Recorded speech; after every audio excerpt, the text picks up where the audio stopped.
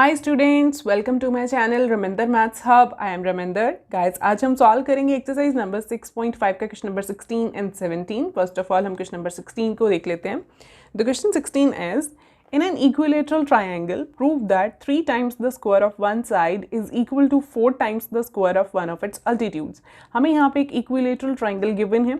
हमें प्रूव क्या करना है कि उसकी एक साइड का स्क्वायर का 3 टाइम्स किसके इक्वल होगा, उसके एक अल्टीट्यूड के स्क्वायर के 4 टाइम्स के इक्वल। फाइन, यहाँ पे हमें फिगर गिवन नहीं है, सो सबसे पहले हम एक ट्राइंगल लेट कर लेते हैं जो इक्विलेटरल होगी। ठीक है, सो गिवन यहाँ पे क्या है, given to prove and proof लिख देते हैं। यहाँ पे गिवन क्या है हमें, an equilateral triangle, let it be triangle ABC। ठीक है, यहाँ पे मैंने एक इक्विलेटरल ट्राइंगल को देखिए ड्रॉ किया जिसका नाम रखा ABC और उसमें एक अल्टीट्यूड ड्रॉ किया क्योंकि अल्टीट्यूड की बात हुई है क्वेश्चन में, तो दैट्स वाई यहाँ पे हमने एक अल्टीट्यूड ड्रॉ किया AD एट BC। ठीक है, तो यहाँ पे मैंने गिवन में लिख दिया AD परपेंडिकुलर टू BC। ठीक है, और टू प्रूव क्या है हमारा, 3 times the square of one side, एक साइड कोई भी आप इसकी सिलेक्ट करो, जैसे मैंने AB को सिलेक्ट किया, इसका स्क्वायर का 3 times is equal to prove क्या करना है, 4 times the square of its altitude. तो अल्टीट्यूड यहाँ पे मेरा AD है। ठीक है, तो AD का स्क्वायर 4 टाइम्स इक्वल, इन दोनों को हमें प्रूव करना है। ठीक है, so first of all equilateral triangle के कुछ फैक्ट्स होते हैं, तो वो मैंने यहाँ पे देखिए रेड पेन से लिखे कि इक्विलेटरल ट्राइंगल में सारी की सारी साइड्स आपस में इक्वल होती हैं। सो AB, BC और AC आपस में इक्वल होंगे, और जो भी हम अल्टीट्यूड ड्रॉ करते हैं किसी वर्टेक्स से, जैसे यहाँ से मैंने A वर्टेक्स से एक अल्टीट्यूड ड्रॉ किया BC पर, तो वो उस साइड को, BC साइड को, ओपोजिट साइड को बाइसेक्ट करेगा। ठीक है, सो यहाँ पे इसका मतलब क्या है बाइसेक्ट का, कि ये जो BC है ये 2 इक्वल पार्ट्स में डिवाइड हो जाएगी, means this part will be equal to this part. Fine, so अब देखिए इसका प्रूफ स्टार्ट करते हैं। In triangle ABC, AB, BC और AC ये तीनों ही इक्वल हैं, तो लेट इट बी X, इसको मैं X लेट कर लूँ, इसको बोल देते हैं कि ये तीनों जो साइड्स हैं ये X के इक्वल है। ठीक है, कुछ ना कुछ लेंथ होगी 2 2 2 जो भी होगी इक्वल होगी, तो दैट्स वाई तीनों की लेंथ आपस में इक्वल। ठीक है, और जो AD है वो BC को कर रहा है बाइसेक्ट, तो दैट्स वाई हम लिख सकते हैं कि BD है, और जो BD है वो DC के इक्वल है, और ये पूरे जो दोनों पार्ट्स हैं ये पूरे के हाफ के इक्वल भी होंगे, है ना। अगर मान लीजिए ये हमारा 2 सेंटीमीटर है, ठीक है, और ये भी 2 सेंटीमीटर होगा, तो टोटल कितना है, ये 4 सेंटीमीटर। ठीक है, तो ये जो पार्ट है BD ये भी 4 का हाफ हुआ और ये भी 4 का हाफ हुआ। ठीक है, so BD is equal to CD is equal to half of BC। ठीक है, तो इसके लिए देखिए मुझे सिर्फ BD पर फोकस करना है क्योंकि मैं ये वाली ट्राइंगल को चूज करूंगी जब हम पाइथागोरस लगाएंगे। ठीक है, स्क्वायर्स नजर आ रहे हैं ना मुझे प्रूफ में, जो हमें प्रूव करना है, तो इसका मतलब पाइथागोरस तो लगेगी। ठीक है, तो अब यहाँ पे क्या आएगा, BD is equal to half of BC। BC कितना था हमारा, BC था X। ठीक है, ये पूरा हमारा X था, तो BD कितना बचा, दिस इज X/2। फाइन, तो यहाँ पे X/2, 1 into X is X upon 2, तो BD हमारा कितना आया, X/2। इसको हम यूज़ करेंगे। ठीक है, तो अब देखते हैं ये जो अल्टीट्यूड है ये भी हमें पता है कि परपेंडिकुलर तो है ही है, ये अल्टीट्यूड जो होता है हमेशा परपेंडिकुलर टू द लाइन होता है, तो यहाँ पे ये एंगल भी हमारा 90 हो गया और इधर वाला भी 90। ठीक है, अब हम ये वाले ट्राइंगल में, इन ट्राइंगल ABD, ये वाले ट्राइंगल में हम पाइथागोरस थ्योरम को यूज़ करके अपना रिजल्ट प्रूव कर लेंगे। ठीक है, so let it be angle 1, इसको हम एंगल 1 नाम दे देते हैं। In triangle ADB angle 1 is equal to 90 degree, तो अगर ये 90 डिग्री का है तो इसमें हम पाइथागोरस लगा पाएंगे। ठीक है, so by using Pythagoras theorem, bye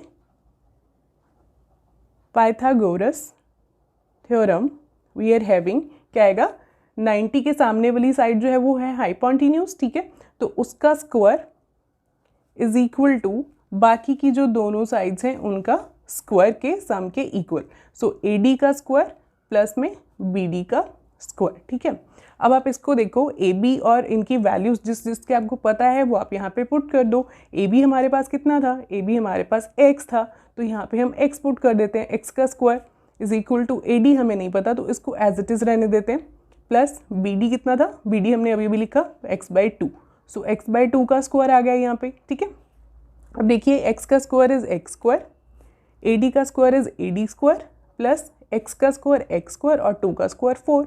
ठीक है। अब ये दोनों लाइक टर्म्स हैं, दोनों ही एक्स वाली हैं, तो दोनों को हम क्लब कर देते हैं, ठीक है। मीन्स ये जो एक्स स्क्वायर बाय 4 है ये इधर जाके क्या हो जाएगा, सब्ट्रैक्ट हो जाएगा एक्स स्क्वायर में से, ठीक है।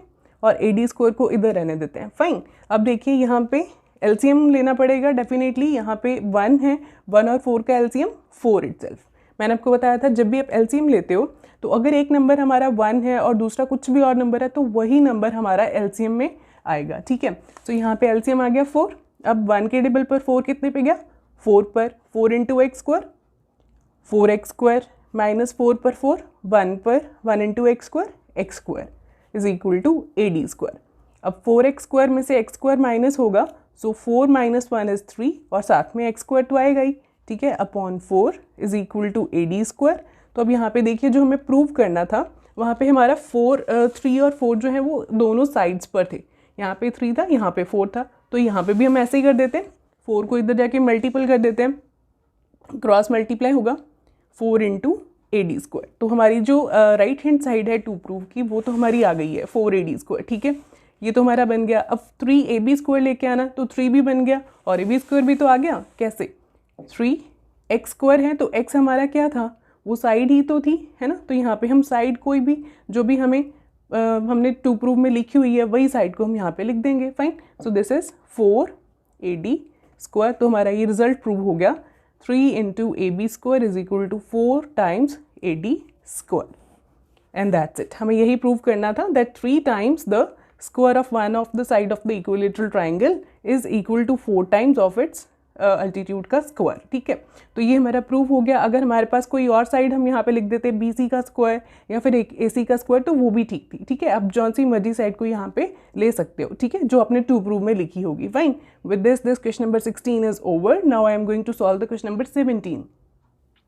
Question 17 is, tick the correct answer and justify in triangle ABC, AB is equal to 6 root 3 centimeter, AC 12 centimeter, BC 6 centimeter, the angle B is, okay, यहाँ पे हमें एक triangle given है जिसकी हमें तीनों sides given है और हमें angle B find out करना है कि यहाँ में से इन option में से कौन सा angle B आएगा, fine।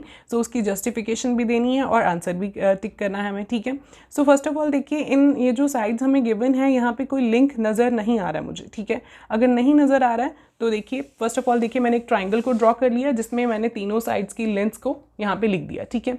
अब मुझे यहाँ पे कोई भी लिंक नज़र नहीं आ रहा है एंगल्स इसमें जो ट्राइंगल की साइड्स हैं उनमें, तो क्या करेंगे, एक ऑप्शन है हमारे पास कि तीनों साइड्स का हम स्क्वायर करके देख लेते हैं, ठीक है। जैसे मैंने ए बी का स्क्वायर किया तो ये बना 6 रूट 3 का स्क्वायर, तो ये कितना आया, 6 का स्क्वायर इज 36 एंड रूट 3 का स्क्वायर इज 3, ठीक है। जो रूट वाला नंबर होता है उसका जो स्क्वायर होता है वो एज इट इज़ रूट के बिना लिखा जाता है, ठीक है, जब हम उसका स्क्वायर कर देते हैं, क्योंकि स्क्वायर के साथ उसकी रूट जो है वो कैंसिल हो जाती है, ठीक है।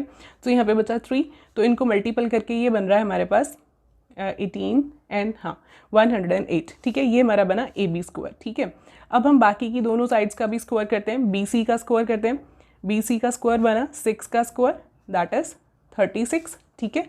देन ए सी बची, ए सी का भी स्क्वायर कर देते हैं। ए C square is equal to 12 का स्क्वायर इज इक्वल टू 144, ठीक है। अब देखिए अब कोई लिंक हमें नज़र आया, एक लिंक मुझे नज़र आ रहा है कि अगर मैं इन दोनों को ऐड कर दूं तो it will be equal to 144। Means अगर मैं ए बी स्क्वायर को और बी सी स्क्वायर को ऐड कर दूं तो ये बनता है 108 प्लस 36 दैट इज 144 बन रहा है, ठीक है। सो ये जो 144 है ये ए सी के स्क्वायर के इक्वल है which is equal to A C square. ये ए सी स्क्वायर की भी लेंथ इतनी थी, है ना, तो ये हमारे पास बन गया कि A B square plus B C square जो है वो ए सी स्क्वायर के इक्वल आ रहा है। तो अगर ये स्क्वायर्स का सम होके हमारे पास किसी एक साइड के स्क्वायर के इक्वल आ रहा है तो this means this is Pythagoras theorem. तो ये पाइथागोरस थ्योरम अगर यहाँ पे लग रही है तो उसके कन्वर्स से हम ये ले सकते हैं कि जो हाइपोटेन्यूज होगा, जो अकेली साइड है, उसके सामने वाला एंगल कितना होगा, वो 90 डिग्री होगा डेफिनेटली, है ना। यही लिंक होता है हमारे पास। तो यहाँ पे हम क्या लिखेंगे, by converse of Pythagoras theorem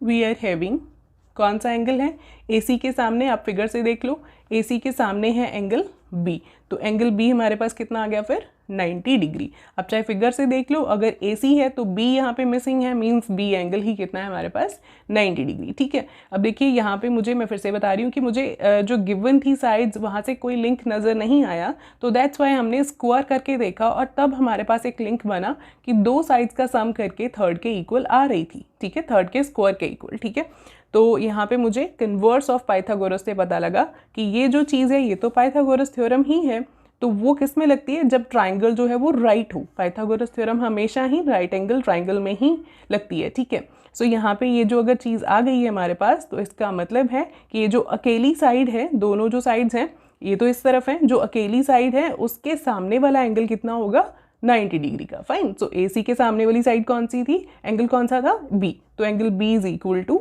90 degree. So इसके अकॉर्डिंग ऑप्शन C जो है हमारी वो होल्ड कर रही है। ठीक है, with this the question is over और एक्सरसाइज भी हमारी खत्म हो गई और चैप्टर भी खत्म हो गया। अगर आपको कुछ डाउट्स हैं तो प्लीज़ कमेंट्स में ज़रूर लिखिए, मेरे चैनल को सब्सक्राइब ज़रूर करिए। Thank you so much students.